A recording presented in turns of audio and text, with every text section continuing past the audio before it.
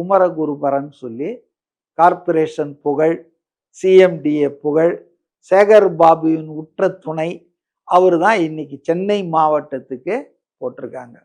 அவர் ஒரு senior IAS officer. 16 தொகுதி இருக்கு சென்னையில். வேற எந்த மாவட்டத்திலையும், கோயம்புத்தூரில் அதுக்கு அடுத்து 10 தொகுதி இருக்குன்னு நினைக்கிறேன். வேற எந்த மாவட்டத்திலையும் 16. அது மட்டும் இல்லை, முதலமைச்சர் இங்கே தான், துணை முதலமைச்சர் இங்கே தான், ஃபியூச்சர் முதலமைச்சர்ன்றவரும் இங்கே தான். புரியுதுங்களா? இப்போ இது ஒரு ரொம்ப முக்கியமான கேந்திரமான ஒரு மாவட்டம், தலைநகரம்.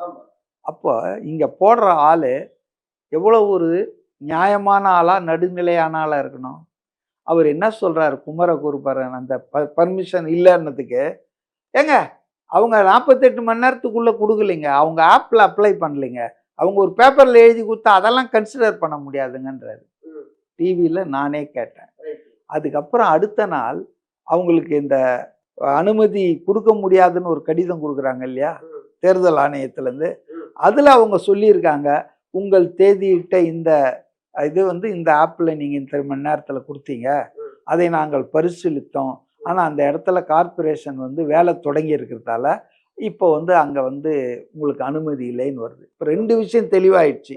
அவங்க ஆப்பில் தான் அப்ளை பண்ணாங்க, 48 ஹவர்ஸுக்கு முன்னால் தான் அப்ளை பண்ணியிருக்காங்கன்னு. ஸோ இது ஒரு சின்ன சாம்பிள் தான். அதாவது இந்த ஒரு உண்மையை பொய்யா பேசுகிறாரு ஒரு ஐஏஎஸ் ஆஃபீஸர். இவர் தான் தேர்தலுக்கே அலுவலராம். விளங்குமா? நீங்கள் உண்மை இல்லைங்க சொல்லணும். பொது வெளியில் உங்களுக்கு என்ன ஒன்றா, யார் மேலே ஒன்றா என்ன ஆசைகள் இருக்கலாம். சேகர் பாபு ஜெயிச்சு மீண்டும் மந்திரி ஆனா அப்போ தான் நமக்கு நல்லதுன்னு கூட நீங்கள் நினைக்கலாம், மனசுக்குள்ளே நினச்சிங்க. ஆனால் you R A now a political, அதாவது எலெக்ஷன் அலுவலர், போல் அஃபிஷியல். இது ஒரு முக்கியமான ஒரு மாவட்டத்தில்.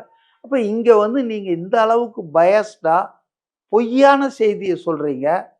அவங்க 48 மணி நேரத்தில் அப்ளை பண்ணலன்றீங்க, வெள்ளை பேப்பரில் கொடுத்தாங்க, அவங்க ஆப்பில் கொடுக்கலன்றீங்க.